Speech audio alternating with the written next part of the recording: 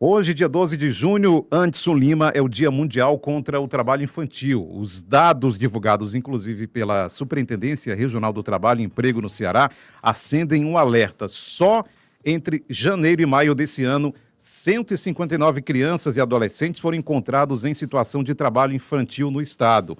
Nós estamos, inclusive, já em linha com o doutor Daniel Areia, que é auditor fiscal do trabalho e coordenador estadual de combate ao trabalho infantil. Doutor Daniel, bom dia, seja bem-vindo à Jovem Pan News.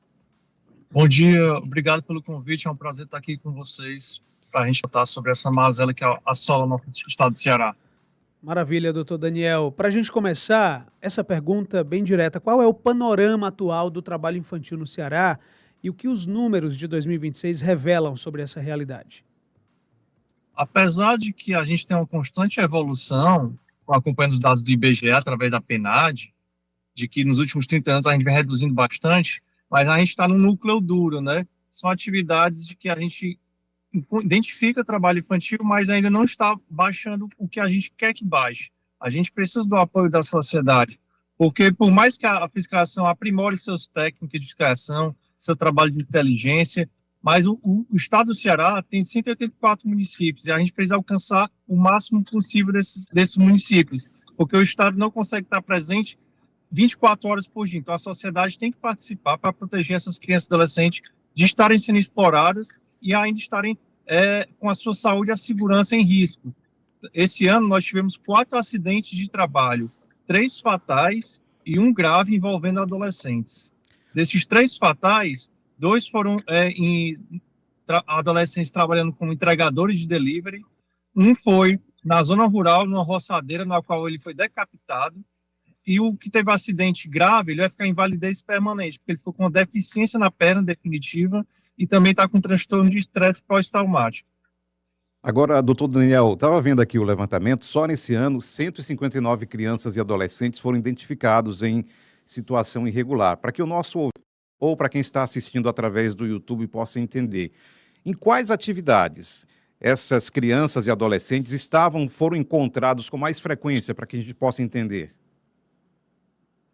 O que é mais frequente nós encontrarmos é na venda de bebidas alcoólicas, em restaurantes, bares, barracas de praia, qualquer estabelecimento que venda bebida alcoólica. Mas o restante é muito pulverizado, as atividades. Pode ser em lixão, pode ser na construção civil, pode ser na suinocultura, pode ser trabalhando em estábulos, no cuidado de cavalos, pode ser em abatedouros, pode ser também em clínicas de atendimento médico ou veterinário. Então, tem os mais diversos que a gente consegue identificar, também trabalho doméstico e também até exploração sexual. Nós encontramos um caso de exploração sexual esse ano, que envolve atividade econômica. Não é o abuso sexual não é de competência da fiscalização, mas aquele que tem exploração comercial de criança e adolescente para cunho sexual.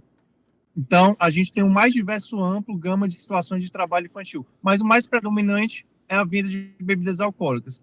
Abaixo de 14 anos, nenhuma criança ou adolescente pode trabalhar. Entre 14 e 15 anos, pode trabalhar na condição de jovem aprendiz. E entre 16 e 17 anos, pode ser em qualquer modalidade contratual, inclusive jovem aprendiz. Só que tem um detalhe, entre 14 e 17 anos não pode ser atividade insalubre, perigosa, horário noturno, ou dentro das piores formas de trabalho infantil, que essa foi uma que eu citei. Uma das piores formas de trabalho infantil é a venda de bebidas alcoólicas, a exploração sexual, o lixão. Então, essas atividades é proibido para menores de 18 anos. Doutor Daniel, como é que funciona o trabalho de fiscalização da superintendência? Essas ações são motivadas aí por denúncias ou por operações de inteligência? Há um trabalho também de inteligência para poder identificar essas situações? Tem 3 fontes, né, de fiscalização. É o próprio trabalho de inteligência, aprimoramento das técnicas de fiscalização, de conhecer qual é o panorama do estado do Ceará e de cada município. Tem também a sociedade que está ajudando bastante, de uns tempos para cá, de alguns anos para cá, as denúncias da sociedade estão cada vez mais precisas, a fiscalização chega e encontra aquele fato que realmente está sendo relatado, e também os outros órgãos públicos, municipais e estaduais, que estão já na ponta, seja a educação, seja a saúde, seja a assistência social para comunicar. Dando um exemplo, por exemplo, desse acidente de trabalho que caracterizou a invalidez e permanência de um adolescente. a gente recebeu essa demanda através do Hospital Regional do Estado do Ceará, do Vale do Jaguaribe.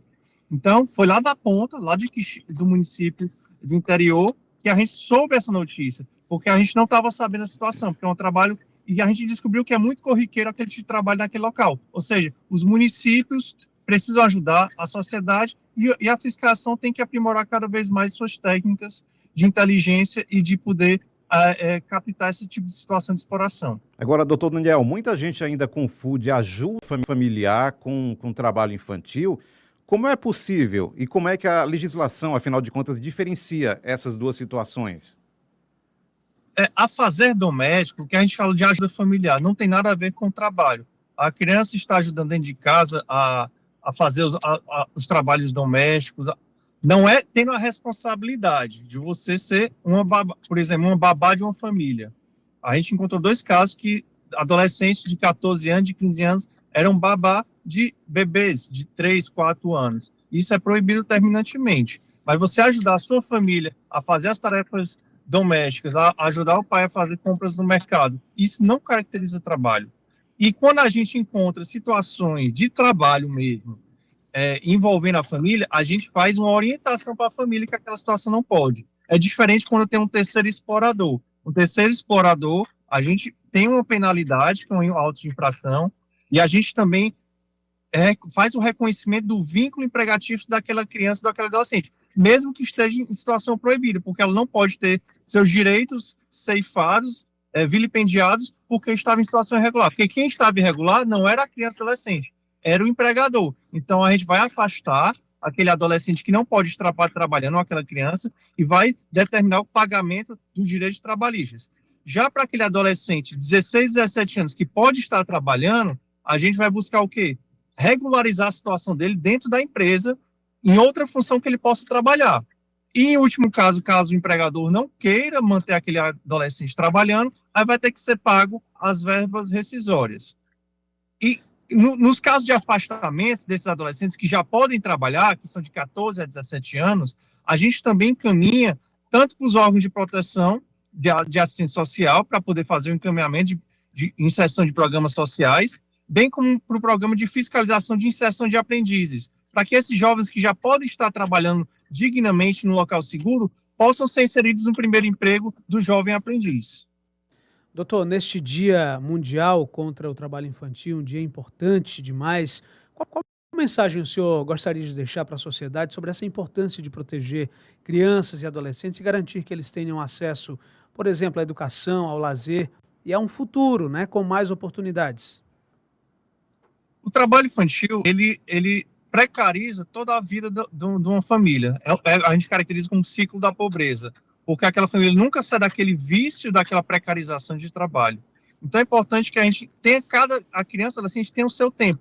Tem um tempo de se amadurecer, de se capacitar, de estudar. E nós já temos dentro da lei permissões para trabalho. E permissões, várias empresas têm a obrigação de contratar jovem aprendiz. A gente não está no limite da capacidade de jovem aprendiz no Ceará. Então a gente tem condições. Então a gente precisa buscar dentro das escolas para que as crianças possam aprender, possam ter um desenvolvimento psíquico, emocional, físico adequado, para que elas possam ser capacitadas. Porque a gente vê também muita situação de trabalhadores hoje que estão adultos e que trabalharam quando eram crianças, que não têm condição mais de trabalhar sem ser naquele trabalho braçal ou num trabalho precarizado. Ou seja, vai ser um ciclo de pobreza que vai se transformar, passando de geração para geração. Então a gente tem que quebrar esse ciclo para que a população possa progredir e possa ter um desenvolvimento melhor dentro de renda, dentro da saúde psíquica e física também. Conversamos com o auditor fiscal do trabalho e coordenador estadual de combate ao trabalho infantil, Daniel Areia. Doutor Daniel, bom dia, excelente final de semana e bom trabalho. Bom dia, bom final de semana para todos também. Obrigado. Até mais.